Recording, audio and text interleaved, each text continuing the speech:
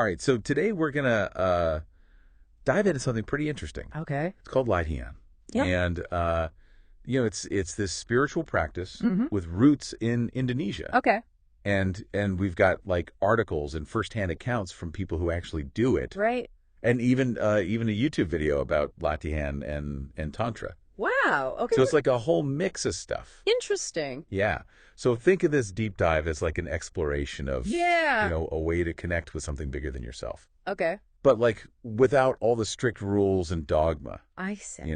So if you're like the kind of person who likes their spirituality, a little less structured, Right. a little more open-ended, Yeah. then this is definitely for you. Sounds fascinating. Yeah. So what's really cool about Latihan is it's like it kind of flips the whole typical meditation thing. Oh, really? How so? Well, instead of like sitting still and trying to empty your mind, Right. Latihan is all about movement. It's like a moving meditation where you actually let go of trying to control your thoughts or your body.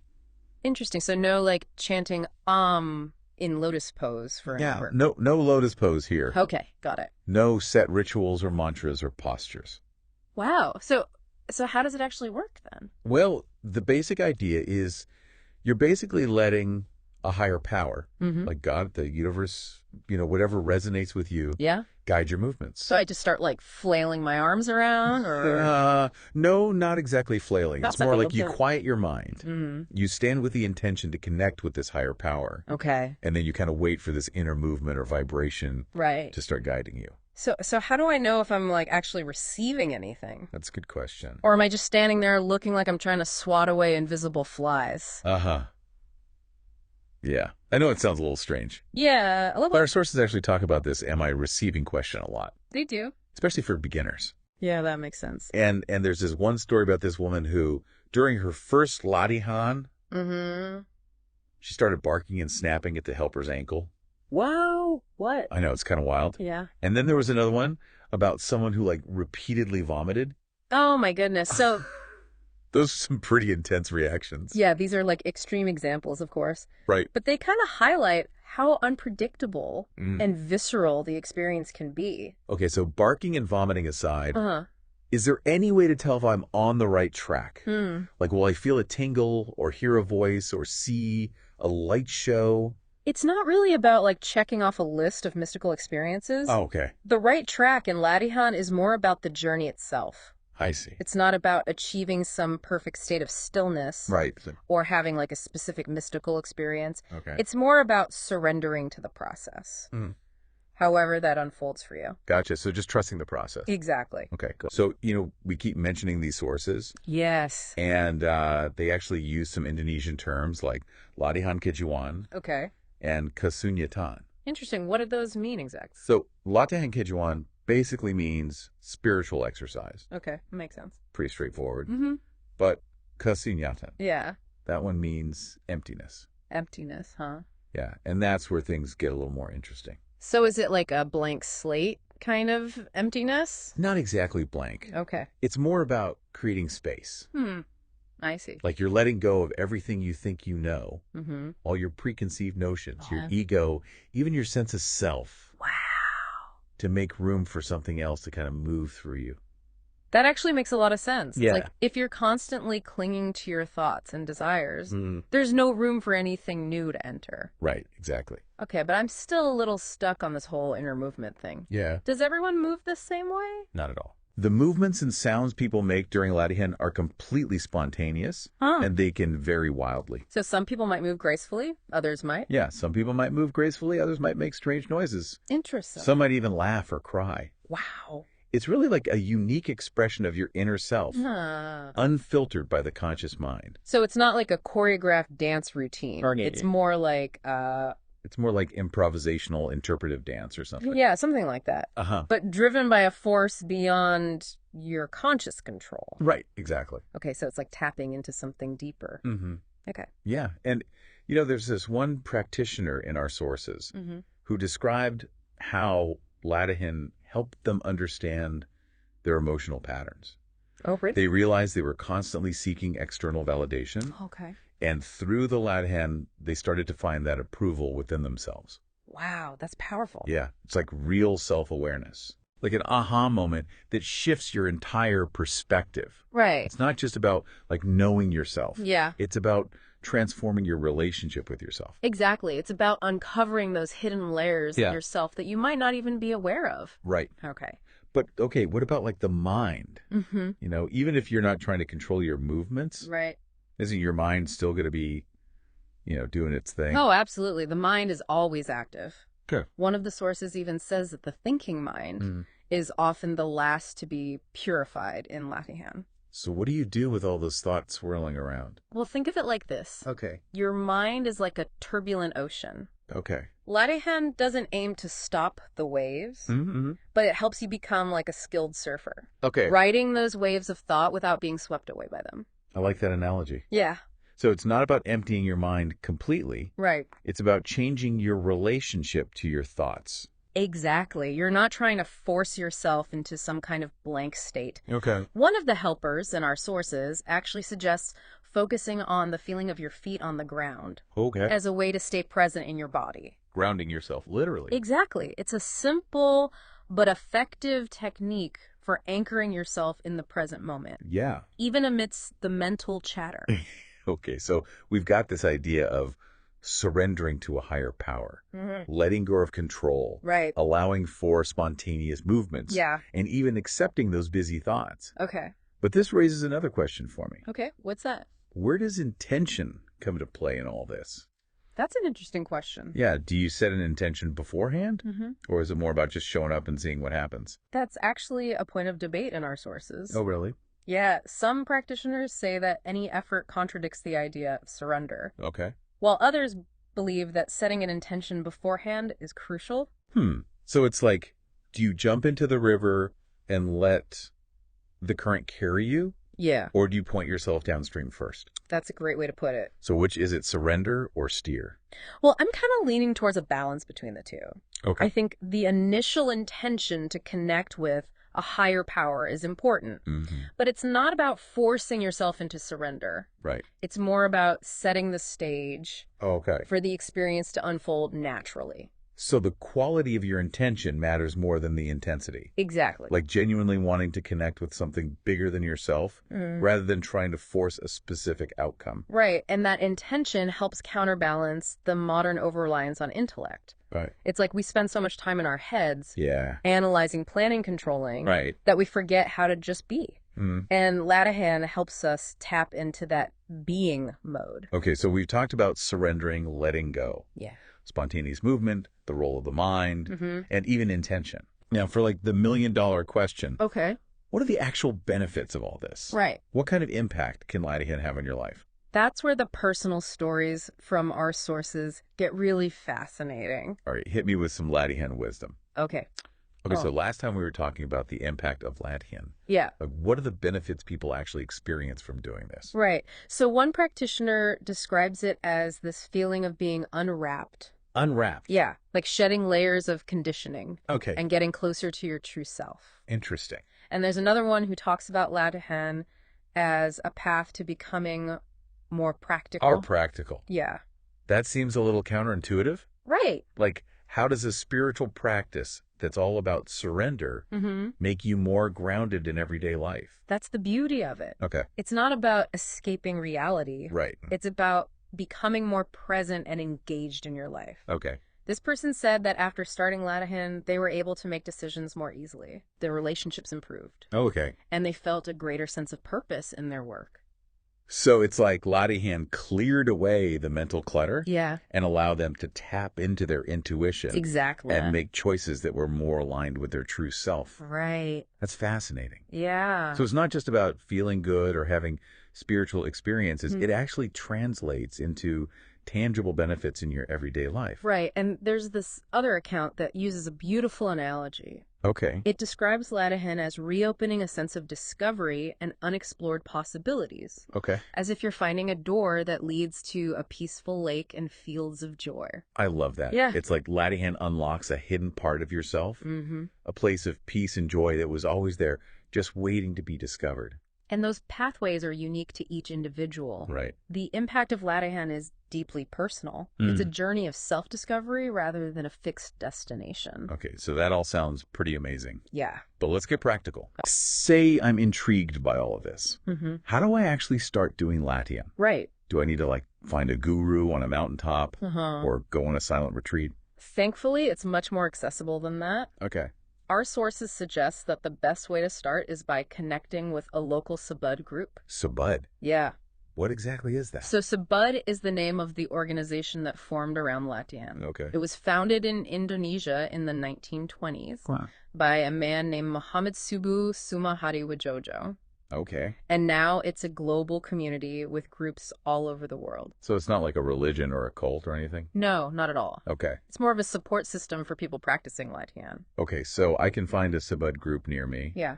And what happens at a typical meeting? Well, Subud meetings are generally pretty straightforward. Okay. You start with a period of quiet sitting to settle your mind. Okay. Then the Latihan itself, where everyone stands with their eyes closed, waiting for that inner movement to start. And then another quiet sitting period afterwards to integrate the experience. How long does the actual Latihan part last?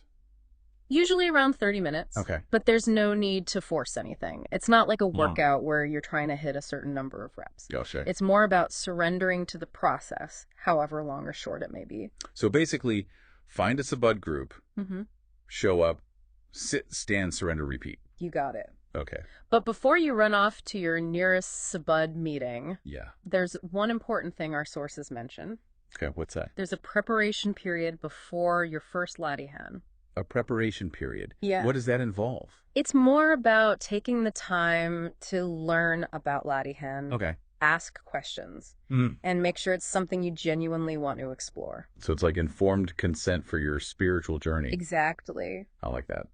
Subud groups usually have introductory sessions for newcomers, where you can hear from experienced practitioners and get a better understanding of what Latihan is all about. Okay. It's a chance to really reflect on your intentions and make a conscious choice. That makes sense. Yeah. It's not something to just jump into blindly. Right, because Latihan can be a powerful practice. Yeah. And it can bring up all sorts of stuff you might not expect. Speaking of unexpected stuff, we keep coming back to these intense experiences, like the barking and the vomiting. Right. Are those common? Well, those examples are definitely on the more extreme end of the spectrum. Okay. It's not like everyone starts barking or throwing up during Latihan. Right. But it does highlight how this practice can bring up unexpected emotions and physical sensations. Okay. It's a process of purification, of letting go of things that might be holding you back. Right. And sometimes that release can be intense. So it's not always a walk in the park with birds singing and rainbows appearing. Not necessarily. It's about facing yourself fully. Yeah. And that includes the shadow sides, the parts of yourself you might not want to acknowledge. Okay, so if I do encounter some challenging experiences, what's the best way to navigate them? Our sources emphasize that the Subud community is a key resource for navigating challenges. Okay. You're not alone on this journey. There are helpers, experienced practitioners who provide guidance and support, and fellow Latihan practitioners who can relate to your experiences. So it's like having a spiritual support system. Exactly. Don't hesitate to reach out to helpers or other members if you're feeling lost or overwhelmed. Okay. They can offer valuable insights and perspectives. All right, so we've got Subud groups, helpers, and a whole community for support. But what about individual guidance? Right. How much of this is about trusting your own intuition? Trusting your intuition is essential in Latihan. Okay. It's a deeply personal experience.